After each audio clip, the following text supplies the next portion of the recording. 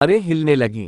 तेज गर्जना के साथ कालसूर प्रकट हुआ और उसने सिंहगढ़ में राजा वीर प्रताप की वापसी के बाद पूरे राज्य में खुशी की लहर दौड़ गई।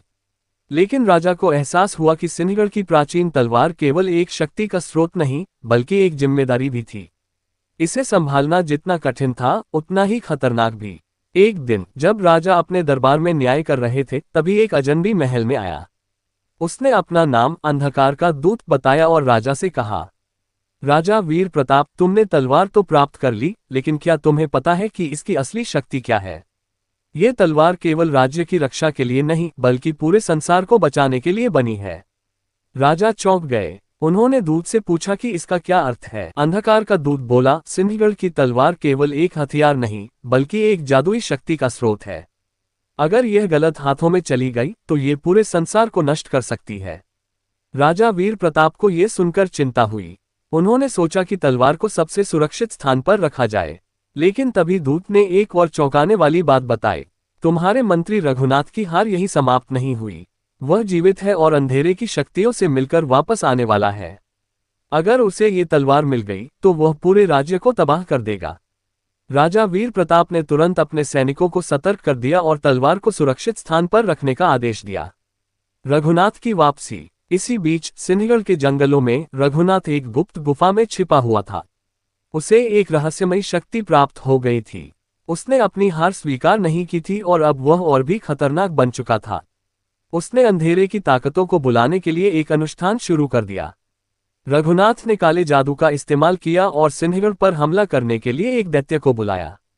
यह दैत्य था कालसूर, जो आग और अंधेरे का स्वामी था। सिंहगढ़ पर हमला। एक रात सिंहगढ़ के आसमान में अंधेरा छा गया। लोगों को कुछ समझ नहीं आया कि यह क्या हो रहा है। तभी महल की दीवारें हिलने लगीं। तेज गर्जना के साथ कालसूर प्रकट हुआ और उसने महल पर हमला कर दिया। राजा वीर प्रताप अपने सैनिकों के साथ कालसूर का सामना करने के लिए तैयार हुए।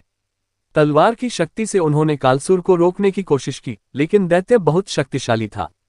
तभी अंधकार का दूत फिर प्रकट हुआ और बोला, राजा, तलवार का असली उपयोग केवल तब होगा जब तुम इसे आत्मा की शक्ति से जुड़ोगे।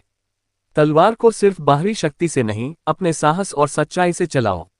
अंतिम युद्ध। राजा ने अपनी पूरी ताकत इकट्ठा की और तलवार को दोनों हाथों से पकड़कर कालसूर पर वार किया। तलवार से एक दिव्य प्रकाश निकला जिसने अंधेरे की सारी ताकतों को मिटा दिया। कालसूर दर्द से चीखने लगा और देखते ही देखते राख में बदल गया। रघुनाथ ये देखकर डर गया और भागने की कोशिश करने लगा, लेकिन राजा ने उसे पकड़ लिया। इस बार उसे बचने का कोई मौका नहीं मिला। नया युग। रघुनाथ के खत्म होते ही सिंहगढ़ पर फिर से रोशनी फैल गई। राज्य में शांति लौट आए। राजा वीर प्रताप ने तलवार को एक सुरक्षित स्थान पर रख दिया ताकि कोई भी इसे बुरी नीयत से इस्तेमाल न कर सके। अंधकार का दूत मुस्कुराया और बोला, राजा, तुमने सिद्ध कर दिया कि सच्चा योद्धा वह होता है जो सिर्फ युद्ध नहीं बल्कि सत्य और न्याय की रक्षा भी करता है। इसके बाद राजा वीर प्रताप ने सिंहगढ़ को और भी शक्तिशाली और समृद्ध बनाया। उनकी कहानी हमेशा के लिए अमर हो गई। इस तरह सिंहगढ़ का रहस्य हमेशा वीर प्रताप की बहादुरी की गाथा कहता रहेगा।